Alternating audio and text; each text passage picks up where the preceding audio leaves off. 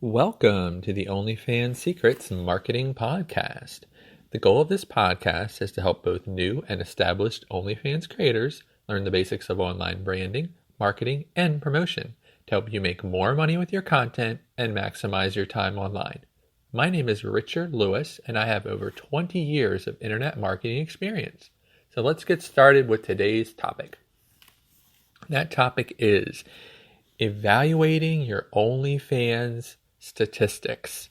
Okay, so being able to measure your daily user activity is very important towards your long-term success on OnlyFans.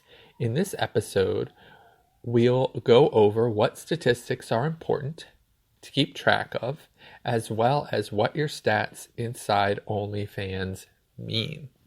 Okay, so what statistics does OnlyFans provide? So they provide the last 24-hour broad view stats. So if you go the top right and you click on little dots, you can open up and it'll show you statistics, and those statistics are for the last 24 hours. Now, obviously that's very hard to keep track of yourself. From what I can see, there's no place that congregates all that information over, say, a month or a year. So all you can do is go in and look and see, okay, what's happened in my last 24 hours. And what they show in there is the country of origin. So the number of people that have come to your OnlyFans page from specific countries. When I looked yesterday, I had 2 from Guadalupe. Very odd, but, it just will show any place that you have traffic from. Sometimes it's random, like a Guadalupe, and sometimes it makes more sense, like the United States or Canada. All right, and then it also shows you your top sources of traffic. So if you've been doing outside marketing, which hopefully you have from listening to this podcast, it'll show you what's come in from where. So if it's come in from Twitter, it'll show you that. For mine, I had a lot of people who were coming in from Twitter yesterday. So that popped up, and it'll show up as like t.co, which is also Twitter. Okay, and then it also shows you the viewing duration, which for, most people, that's good. That gives you the amount of time that people are, spending on your particular site or spent on your site in the last 24 hours. And it breaks it up by users, which I'm making the assumption here are people who are already subscribed or fans of your page, and then guests. So that would be people who just popped in, but didn't subscribe or are not, regular users. Again, it doesn't really clarify if that means it's a subscriber, but I'm using that as kind of what it probably is.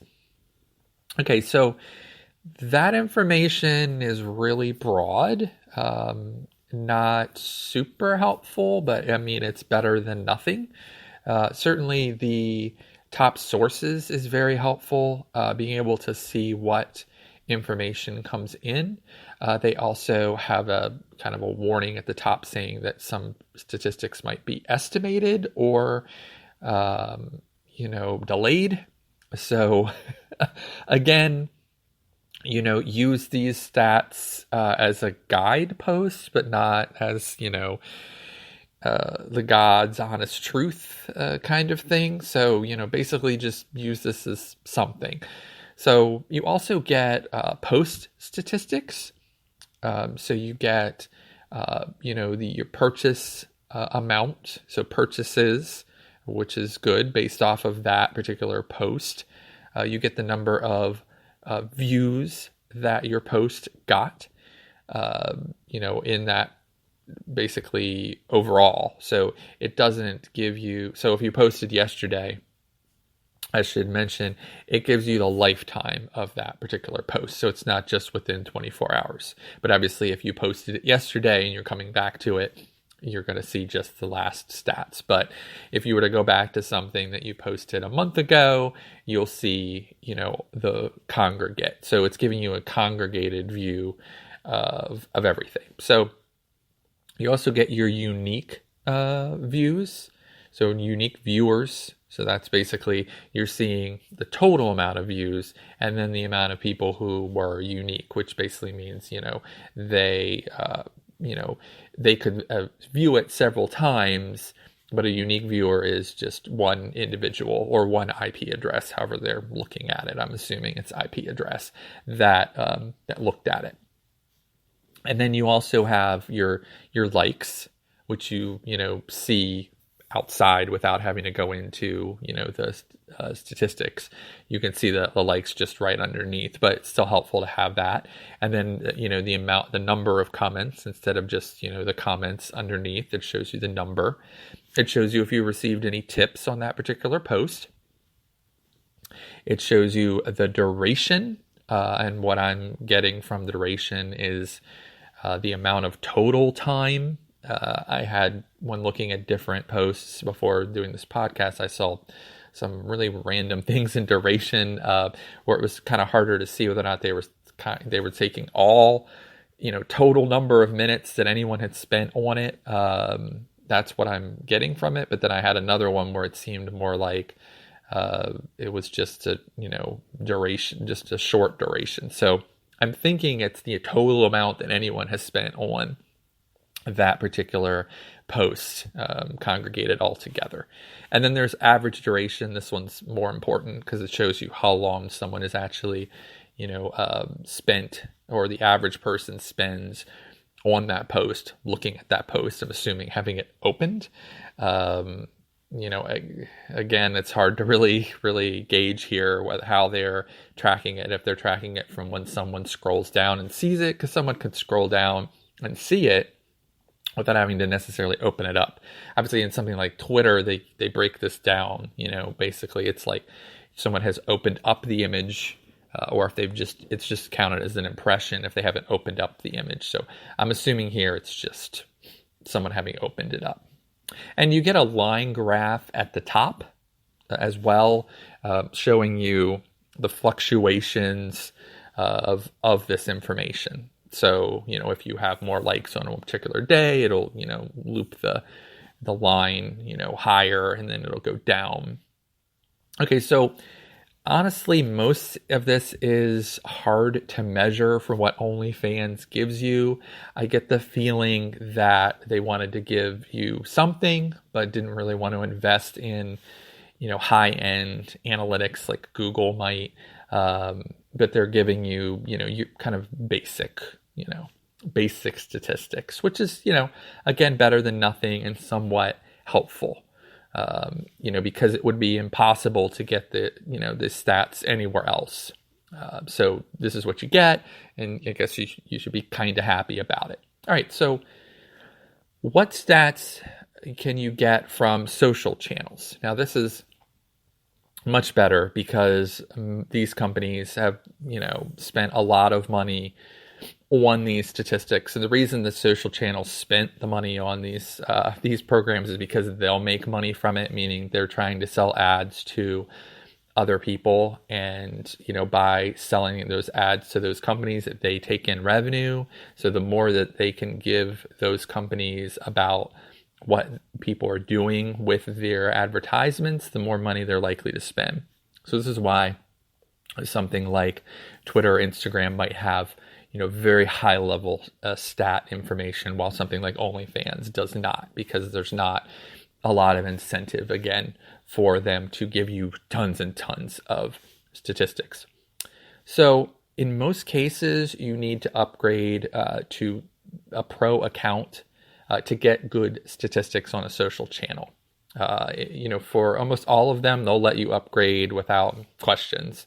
So, they call them different things, but in most social channels, it's all about moving up to like a pro level or a business level or professional level.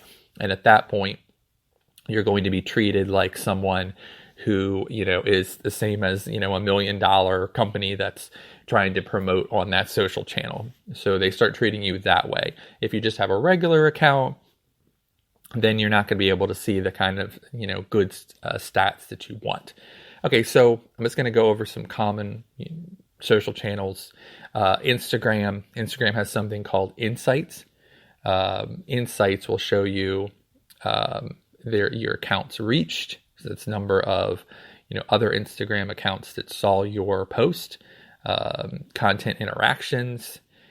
They'll tell you what kind of interactions, likes and comments, etc., that you had, and then also your total followers inside Instagram. And they break it down by post as well, the deeper that you go. So Instagram does provide quality information that you can utilize when looking at your overall statistics. So good for Instagram. Then you have Reddit.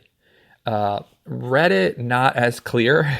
I think because Reddit is ever churning, and the amount of posts that go out on Reddit on consistent basis is just a ton.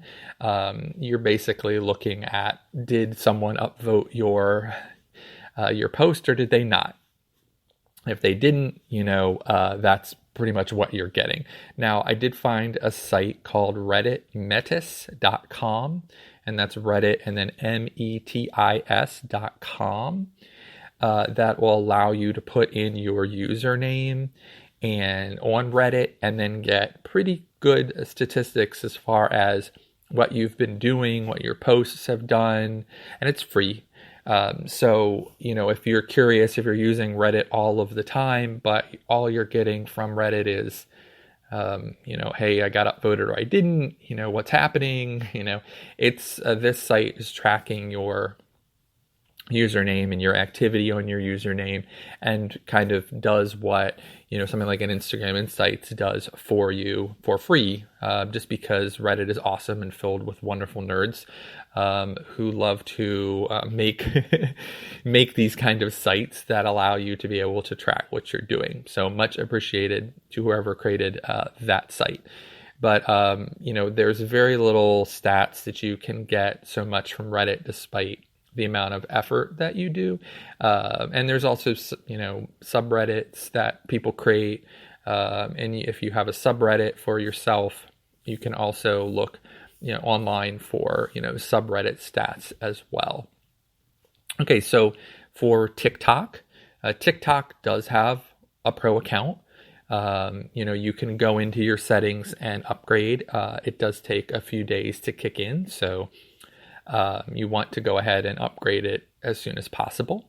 And this will show you your video views, your profile views, your individual content statistics. So, you get a lot more information from the TikTok Pro account, and in being able to analyze kind of what's going on with that particular platform. Once you hit a certain level, when you have a viral video, it's very helpful to be able to go in and figure out where this went, what kind of reach that it had. So upgrading to a TikTok Pro account is definitely helpful. And then I, always shout out to Twitter. Twitter has some of the best analytics out there for being a site that's friendly to OnlyFans and OnlyFans creators. It has a whole analytical area. You can get this only though on the desktop site, but as I've mentioned, you can also use your cell phone and go on Twitter and just go to the top and select desktop view, and you can see all of your statistics through your phone. So you don't have to be on a computer, but they do need a desktop for you to see your analytics.